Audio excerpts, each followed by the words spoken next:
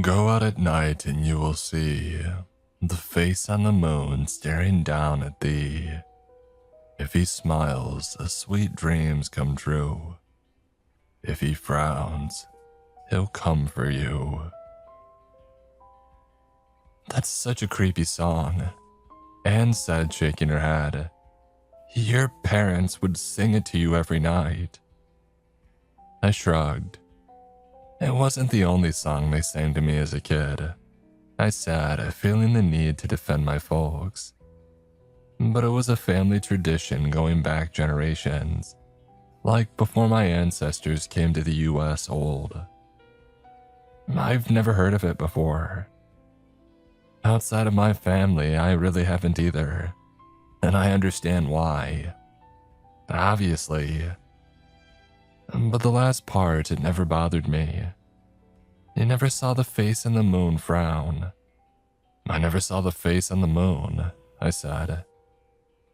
You aren't thinking of singing that to our kid, are you? Anne rubbed her very pregnant belly out of habit. I didn't respond right away.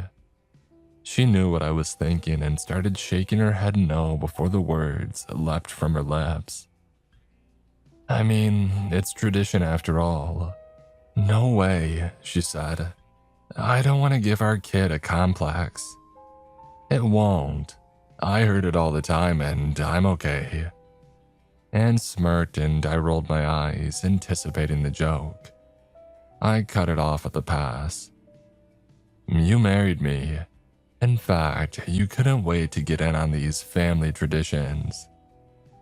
She burst out laughing and it made me smile. Her laugh, a huge blurt followed by nearly soundless cackles, it made my heart sing.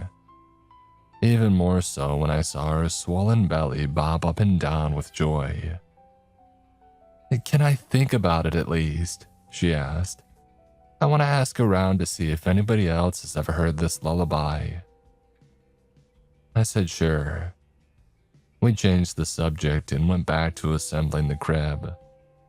Our son Mac was due in a few weeks, and we had fallen behind in prepping his room. It wasn't totally our fault. Needing to stretch our money, we bought a crib secondhand from somebody who lived across the country. Anne found it during her late-night web crawling through Facebook groups. There were options locally, but they all looked like cheap death traps. I'm sure they were fine, but when Anne laid eyes on this one, it was love at first sight. She had to have it. It was an antique, but very well maintained. The seller said that it had been a family heirloom that they had inherited when their parents had died. Since the seller had no kids, nor plans to have any, they put it up for sale. Oddly, they couldn't move the piece and the price just kept dropping. When it fell into Anne's target range, she sprung. Even with a higher shipping cost, it was cheaper than something new from Amazon. The crib arrived in 4 boxes. The seller, who left no return address, had carefully pried apart the pieces and shipped them in separate containers. As expected, there were issues with the shipping, and we got the pieces at different times. The last box arrived yesterday, so we were reassembling it carefully. I can't believe they took this thing apart, I said. This is old world craftsmanship. I know, Anne said, beaming. It's stunning, isn't it? It really was. The old world artisan had made the crib from mahogany wood, so it was as sturdy as can be. The cooler was a rich brown with the faintest highlights of red, but the carvings on the head and footboards took this from a delightful piece of furniture to a room centerpiece. In the center of the headboard was a carving of a smiling sun, their eyes cast down into the crib. The carved irradiating rays went all the way to the edges of the board. Along the top, the artist carved what looked like cats, all following a crawling toddler. The footboard was just as intricately designed. In the middle was the moon, another face looking down at the crib with a Mona Lisa smile.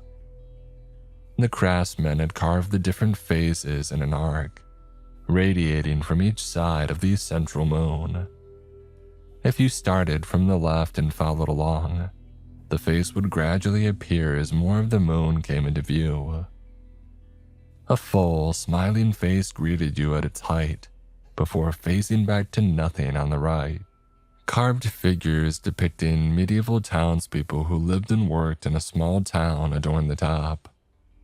We made out most of them. Butchers, bakers, blacksmiths, farmers, but a few were a mystery to us, especially the man in the middle. It looked like a musician, but he was playing an instrument that I had never seen before. It kind of looked like a cow's horn, but I wasn't positive. It was seeing this smiling moon face that had dislodged the lullaby from my memory.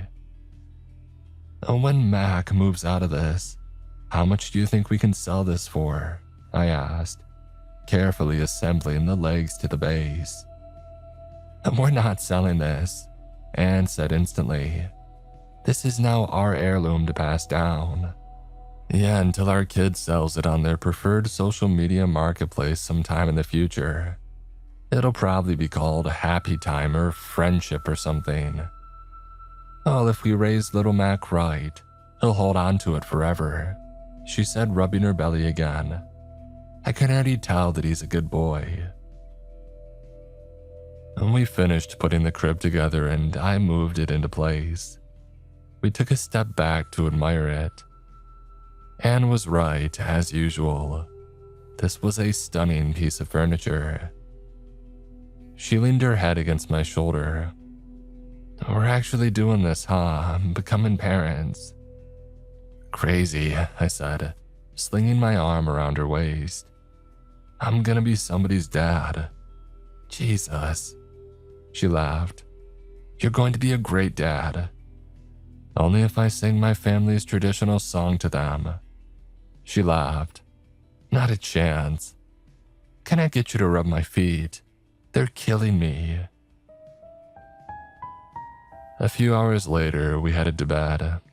And bedtime had gotten earlier and earlier as the pregnancy had advanced.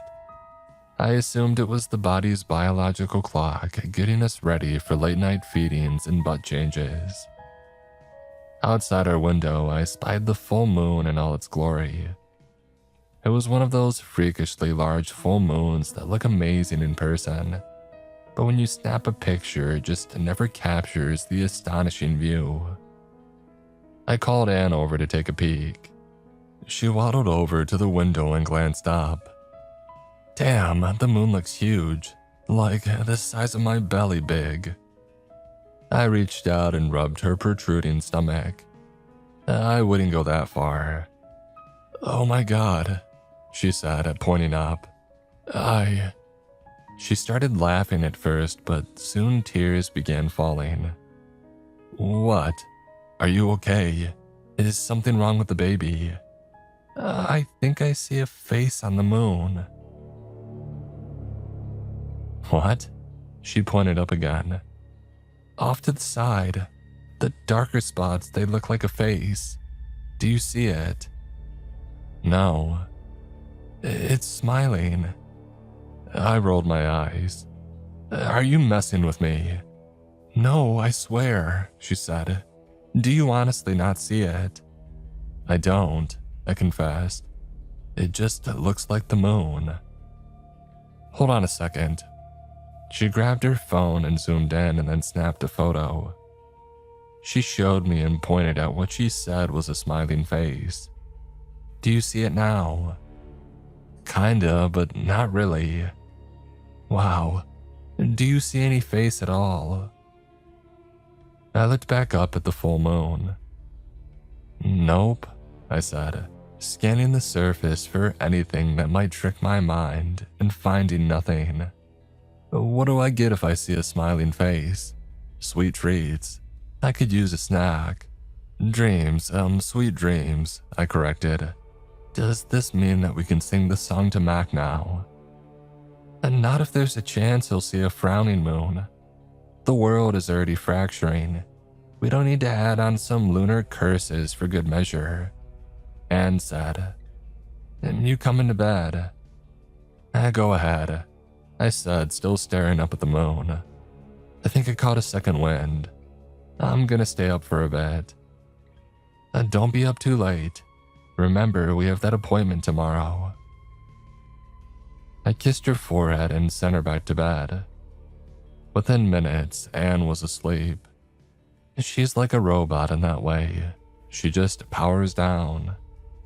The pregnancy has made it easier for her to slip away to the land of Nod. I was tired, but I was also curious. And seeing a face on the moon really hit me. I wasn't jealous, well, maybe a little, but I suddenly had a desire to look up the lullaby's origins. I hopped on my computer and started searching, but I came up empty. There wasn't a single thing out there about the song. I glanced at the clock and saw that it was just after 10. My dad, a notorious night owl, was probably still up. I decided to give him a call and see if he knew anything.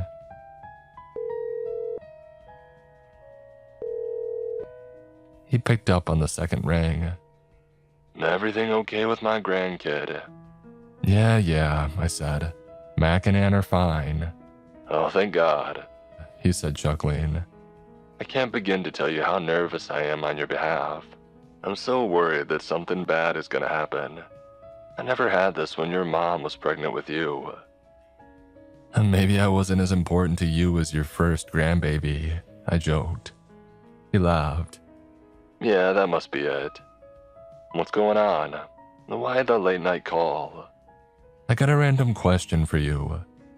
You remember the nursery rhyme you guys used to sing to me when I was a kid?" "Oh, I sang a lot of songs." "The one about the moon smiling and frowning. The old German one." "Oh, yeah," he said. "That one was odd. I hadn't thought about it for years, but it popped back into my head when you were born." "It's probably because my folks sang it to me all the time when I was a kid. It was strange. Maybe that part of your brain gets activated when you finally have a little one. What do you know about it?" "Not much, admittedly. My parents sang it to me and theirs sang it to them. It was some old family tradition. Kind of like Hank the Elf, you know." Hank the Elf was Santa's magical helper, who would leave me chocolates in a sock that I hung off my dresser every night in December. Sometimes we would exchange notes, even after I knew Hank was my dad. I would still write notes to Hank, and like clockwork, he would write back. I couldn't wait to do that with Mac. "It's weird. I can't find anything about it online. Like nothing.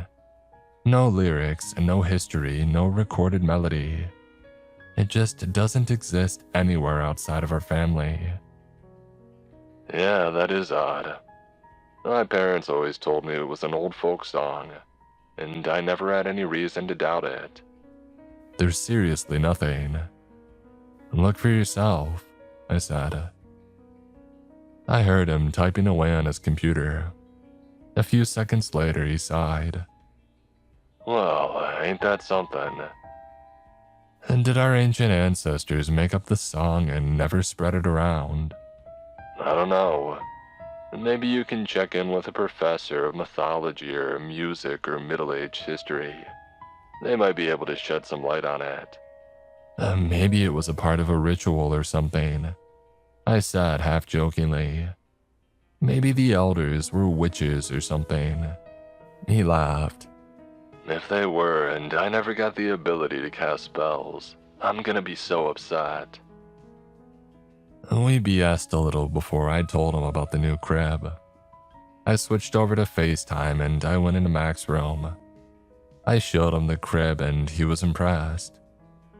He adored the little carvings but worried that they might be a choking hazard if Mac broke them off. "Oh, I hadn't thought of that," I said. Oh, you will. As soon as that boy arrives, your dad brain kicks in, and all you'll be able to think about is all the ways everyday items inside your house might spell death for your kids. Oh, it's exhausting.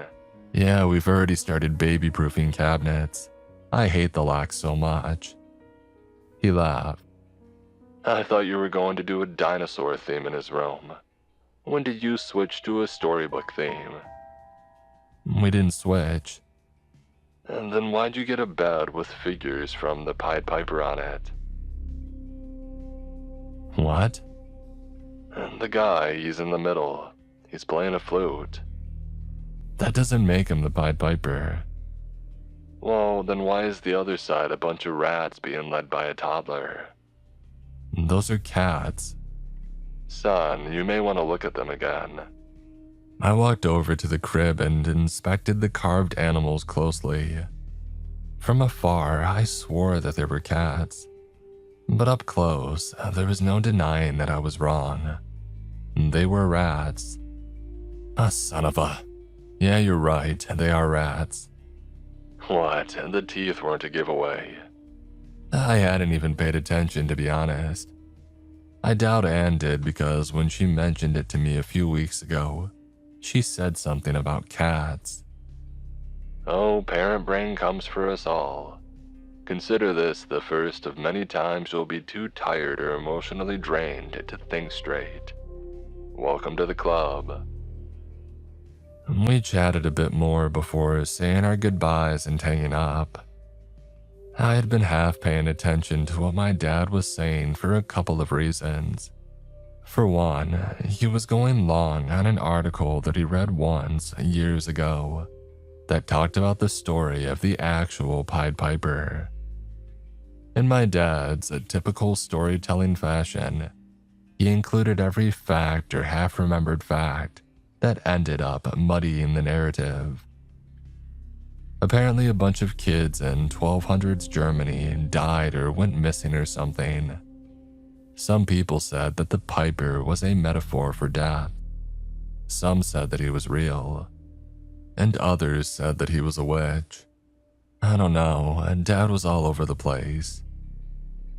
For two, I couldn't shake the image of the Pied Piper being carved into a crib. I mean, why in the world would anybody ever make a bed with that as the theme? The guy ended up drowning all those kids. Who would want a nightly reminder of that? A thought streaked across my brain. What would Anne think when I told her about this in the morning? How crushed would she be? She loved this crib. I turned to leave the room when I heard a car turn down our street, blasting a bass-heavy song.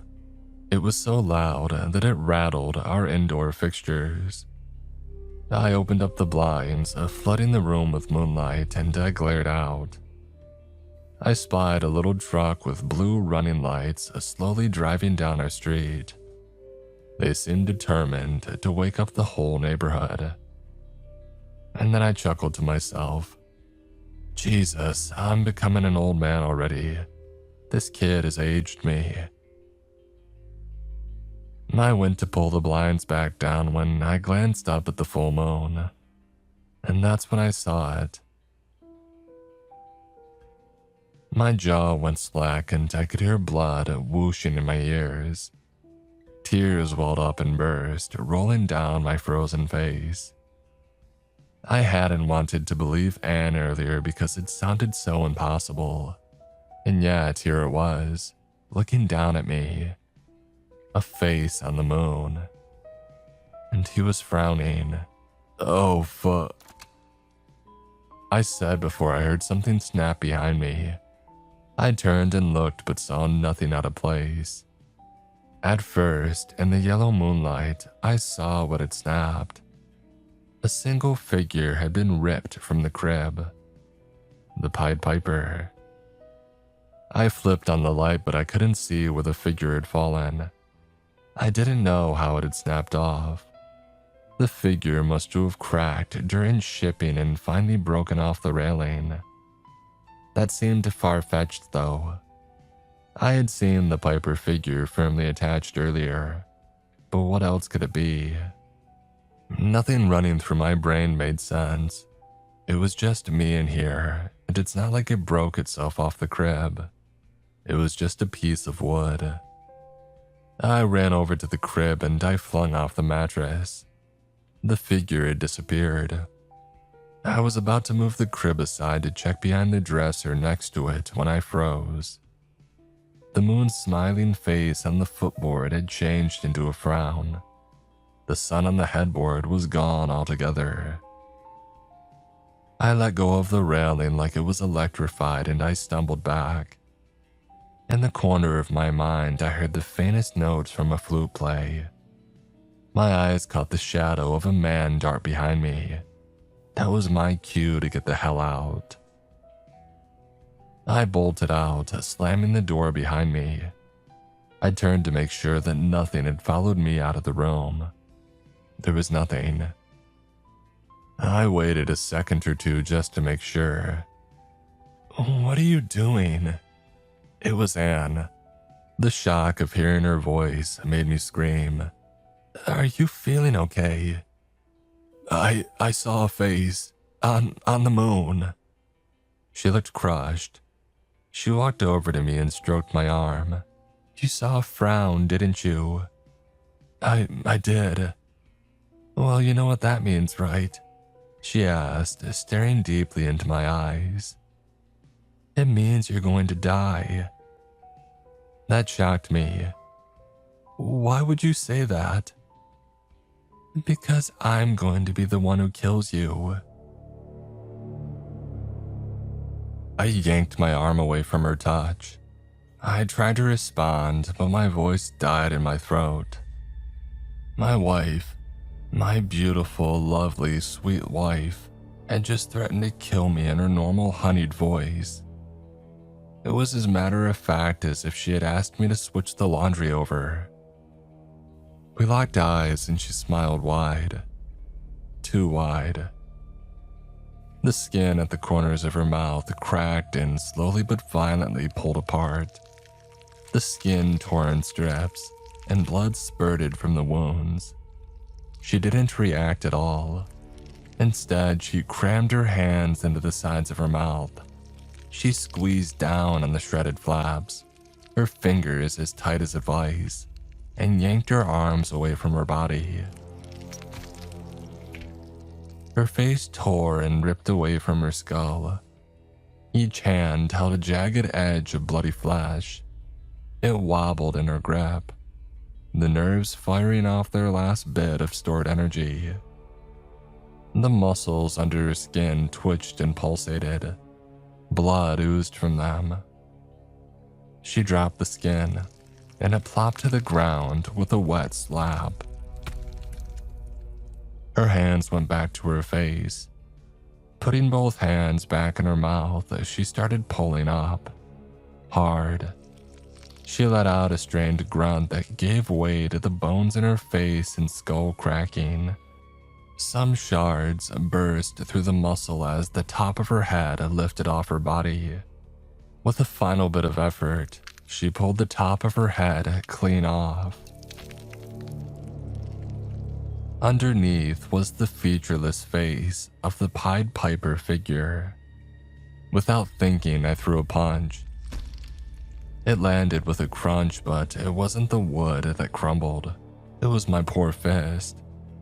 The Pied Piper raised my wife's hand and shamed me, shaking her finger back and forth. The Piper reached into the gap at her neck and yanked hard, splitting her body in two. The halves of my wife's body felt like a butcher had sliced them. Standing in front of me now was the now human-sized wooden Pied Piper. It had freed itself from the crib and it had come looking for me. And now that it had me, it raised the horn to its face. Music started playing inside my head. For a fleeting second, I felt my body calm. My mind, which had been racing like a lost Andretti relative, instantly had soothed. The edges of my vision softened. and from the piles of meat in front of me, I saw dozens of plants rising. My house gave way to a verdant meadow with soft, rolling hills in the distance. The sky above was so blue that I had to shield my eyes from the color. Fluffy, balloon-like clouds scudded across. The firework explosion of blooming flowers drew my eyes away from the sky. They were the most exquisite colors that I had ever seen, unnaturally vibrant. Not long after, fat black and yellow bumblebees zigzagged in a blossom to drink up the alluring nectar. It felt like I had stepped into a painting. Everything was so real, but it had a sheen of artificiality. As much as the music rendered this serene image in front of me and urged me to let go, a dark corner of my brain was screaming for me to wake up from the illusion. My monkey brain knew something was wrong. What's all the racket? It was Anne, the real Anne. She emerged from our bedroom, rubbing the sleep from her eyes. The return of her voice, her real voice, helped lighten up the darkened part of my brain. The art project melted away, and the red returned. I saw Anne's horrified face and heard my scared subconscious screaming again. "Run!" I yelled. I pushed past the Pied Piper. I grabbed Anne's hand and yanked her along toward the front door. She stumbled, and only through an act of God and many intense arm workouts did I keep her upright. If we fell, I knew that we would be goners. I grabbed my keys, whipped open the door, and we took off for the car. "Get in! Get in!" I yelled, fumbling with the keys to the car. "What's happening?" I saw a face on the moon, and it was frowning. She didn't say a word. She didn't have to. Her facial reaction said everything. We both slid into the car. I fired up the engine and I glanced over my shoulder to make sure that I wasn't about to take out some poor sap walking his dog late at night. When I turned it back to the house, I saw the Pied Piper standing in the doorway. He wasn't alone. All those wooden rats had ripped themselves off the crib and had come to life. Only they weren't the size of regular rats. Not even the size of the burly New York subway rats. These things were as big as Rottweilers. Like the Piper, they had no features, save for the razor-sharp teeth. What the hell are those? Rats. Well, from where? The crib, I said. Our crib. Hey, after tonight, it's the dump's crib. Buckle up. The Piper played music, but I couldn't hear it this time. But the rats could. They turned their attention toward my car. The lead rat hunched down and launched itself onto my hood. It misjudged the slickness of my car and fell off. But by that time, the second rat was airborne. I jammed the car into gear and slammed on the gas pedal. My car rocketed backward into the street. The rats kept coming. A third and a fourth leapt through the air and landed on my trunk. They started biting the metal and, much to my amazement, the metal started crunching. What do we do?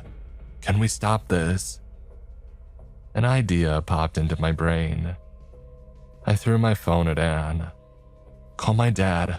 I have to ask him about the song. She dialed his number. I heard a pop from the back driver's side tire as she did. The air came screaming out. It sounded like someone in distress. The passenger's side rear went too, and the back of my car dropped. I shifted into drive and I pressed on the gas. My car lurched forward, but something caught in the tires and it kept us from escaping. A rat had wedged itself in the wheel well. We couldn't move forward, and so I switched to reverse to rock out of it, but it was to no avail. We were stuck. Hello? It was my dad's sleepy voice. Is something... Are there more words to the lullaby? What? More metal crushing from the back and now the rear doors. The rats were eating through the car. My heart dropped when I saw the empty car seat in the back. A horrid thought flashed in my brain. Would I ever get a chance to even meet Mac? The piper kept playing. The rats kept eating. I kept panicking, but I held it long enough to ask, Dad, what are the other words to the song? I used to only sing the... Hold on. Gail, what were the words to that horrid German song that we used to sing? I could hear my mom waking from her sleep. At the same time, another rat jumped on the hood of the car. It hissed and started gnashing at the windshield. Anne screamed. That got my mom moving. What's wrong? My mom asked, her voice panicking. I'll fill you in later. What about the song? Go out at night and... No, after that. After the moon frowning. Let me think. The windshield spider webbed as the rat broke a small hole in the glass. Mom, hurry! If the moon brings forth your doom, pray for the sun to return soon. Or something like that. I pray to whoever the hell is listening, God, Buddha, the sun, to return and burn these things to ash. Please, Anne added. The rat in the hood of the car had broken the entire windshield out. I reached over and grabbed Anne's hand. I gave it a squeeze. Baby, I'm so sorry. I love you more than you'll ever know, I said, tears flooding my eyes. I love you too. Mac and I both, she blubbered. We closed our eyes and waited for the end. I knew the next thing I'd feel would be the gnawing of wooden teeth against my bones. But that didn't happen. Instead, I felt an intense warming sensation spread across my body. Through closed eyelids, the darkness purpled until it was bright red. I opened my eyes and an intense yellow light immediately stung me. It was coming from the middle of our yard. I shielded my eyes with my hands, but I tried to sneak a peek between my fingers.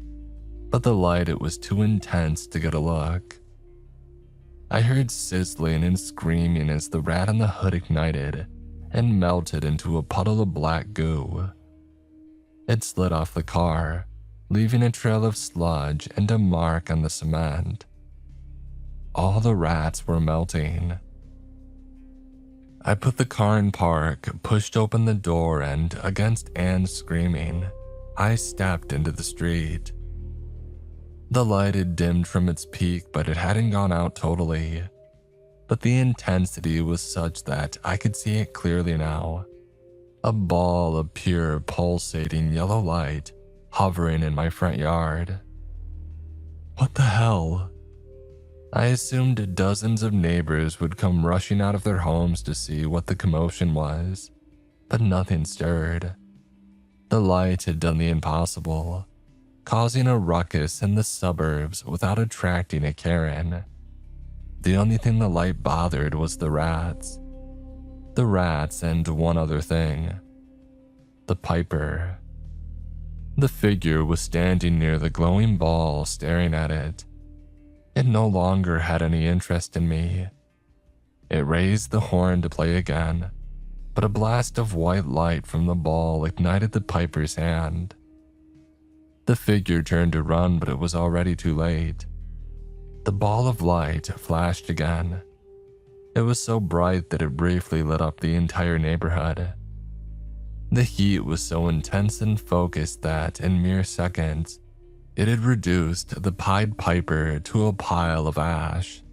Like literally in a flash, the piper was gone. The ball of light, it rotated toward me. We stared at each other for a beat. I didn't know what to do, and so I nodded at it. A nonverbal thank you from a flesh and blood human. It quickly flashed 3 times before winking out. As it did, something heavy thudded on the grass. I was standing in the dark again. "Is it gone?" Anne asked, climbing out of the car. I think."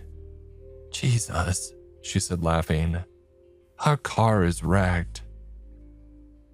I made my way over to where I had heard the object fall. As I got to where the glowing ball had been, I saw a perfect circle burned into my lawn. Inside that circle was the carved depiction of the smiling sun from the crib's headboard.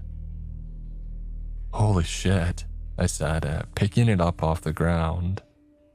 It was slightly warm to the touch, but it didn't burn my hands. In fact, I found the warmth comforting, like a hug. Anne joined me.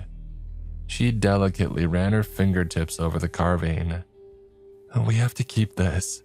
It saved us." "Yeah," I said, reaching out and touching her belly. "It saved all of us." With perfect comedic timing, Anne said, "The rest of the crib has to go, though." We laughed like idiots for 10 minutes. Afterward, I managed to guide my busted car back into the driveway. As Anne had declared, it was truly wrecked. How the hell was I going to explain this to Geico? I called my parents back and told them what had happened. They didn't doubt me. They were at the house 15 minutes later and they stayed the rest of the night. Dad even helped me drag that crib to the curb. "Who did you order this crib from?" I asked. "Somebody on Marketplace." "Show me." Anne brought up her phone messages and searched. She scrolled and scrolled and scrolled. She stopped, confused. The messages, they're gone." "Maybe the ad is still up in the store," I asked, knowing the answer already. It wasn't. Just another layer of what the hell to an already well-layered screw this cake. Anne told me everything she could remember about the account that she messaged with, but had limited information because who would bother to remember anything like that? She was hunting for a decent sale, not making a best friend. Turns out that she found neither. Everyone else had fallen asleep. I'm sitting in my office staring at the carved sun and writing this out. I'm hoping somebody out there might shed some light on this for me. Has anybody heard this song? Does anybody know anything about the crib? Or how the moon and sun figure into it? Where was the land the Piper was showing me? Crap, why was the Pied Piper even a part of it? How screwed up were my ancient relatives? Best as I can tell, and granted, this is all speculation on my part, is that the song may have activated the crib. In turn, that awakened the face and the moon, which activated the Piper. I don't know what the energy ball was. I have no clue how the person selling this thing had tracked Anne down. I don't see how any of this, magic works. All I know is that this entire ordeal felt predetermined. I can't shake that feeling. That forces beyond my understanding and unconstrained by time and space aligned in just a way to kill me off.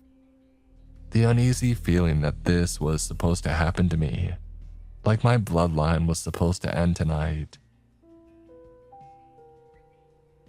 What about my lineage had pissed off the moon? What horrid curse is in my blood? And am I passing it down to Mac? We stopped the Piper for now, but I'm worried that he might return. I plan to hang the carved sun in Mac's room for protection, probably over his regular Amazon Basics crib. The boy will be the centerpiece of the room, not his creepy German bed. It's silent in the house now. There's no Piper music in my head, but I keep expecting to hear it again.